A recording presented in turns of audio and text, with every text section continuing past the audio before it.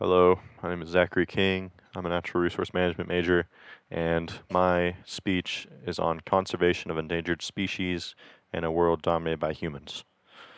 So, have you ever wondered what happens to endangered animals when they leave national parks and protected zones? For many species, survival now hinges not only on the health of wilderness, but also on how well they can get along with farms, roads, and new cities. Today, I'm going to tell you why you should save endangered species on human dominated landscapes, and I am an appropriate person to talk about this because of the degree I am studying, natural resource management, and part of what entails that is figuring out ways that people and animals can coexist in healthy habitats. A few points that I will share with you is how humans and human activities endanger species that are outside of protected areas, methods for coexisting strategies, real life stories of communities in which people and wildlife are coexisting, and the limitations and prospects of future conservation. So let's get started and discuss on how human dominated environments affect endangered animals. Humans are the greatest challenge endangered species face.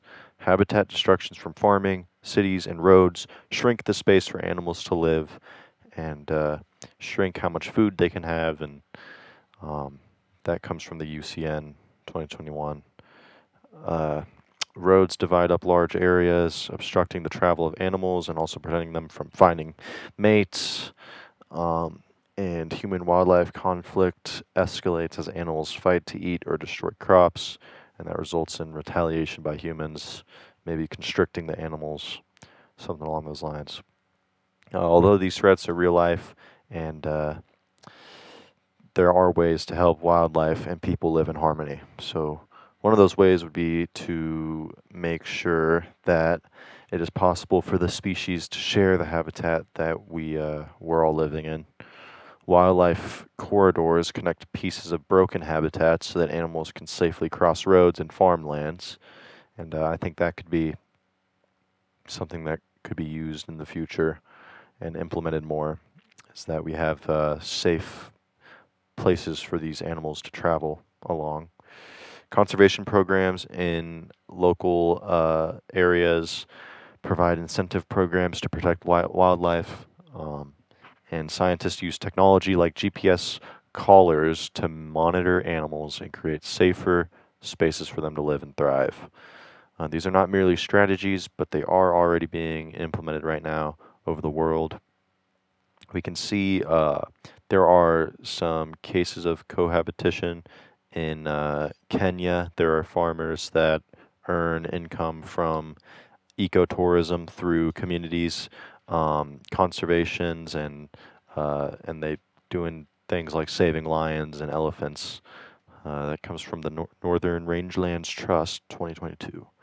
In India, the country's tiger reserves now encompass buffer zones, which villages and wildlife coexist under rigorous regulations. So, um, it's going on right now. And in the United States, highways overpass uh, areas like in Wyoming and California. The highways that overpass permit deer and mountain lions to safely traverse underneath the busy roads. Comes from the National Wildlife Federation 2020, and there is hope for these victories, but the challenges are still very real to build a future of humankind living on Earth and coexisting with animals. We need to approach the conservation of human landscapes in new ways. Climate change is driving animals into new territories, so conservation planners need to look around and extend the range. It is among governments, scientists, and local communities that cooperations are indispensable. Education and awareness can help shape how individuals view endangered animals, not only as menaces, but rather as important components of an ecosystem.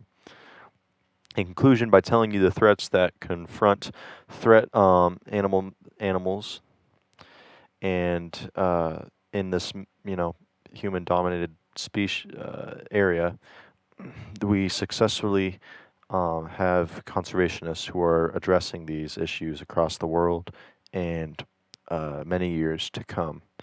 I trust that you can see now uh, why saving animals like this one in the real world can work, and it doesn't have to just be on parks and in zoos.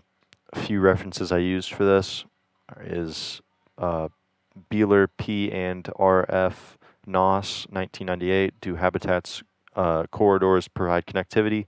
Foreman RTT and Alexander LE 1998. Highways and their profound ecological impacts. The annual review of ecology. Um, and Intergovernmental Panel on Climate Change 2022, Impact, Adaptation, and Vulnerability, Cambridge University Press. Thank you.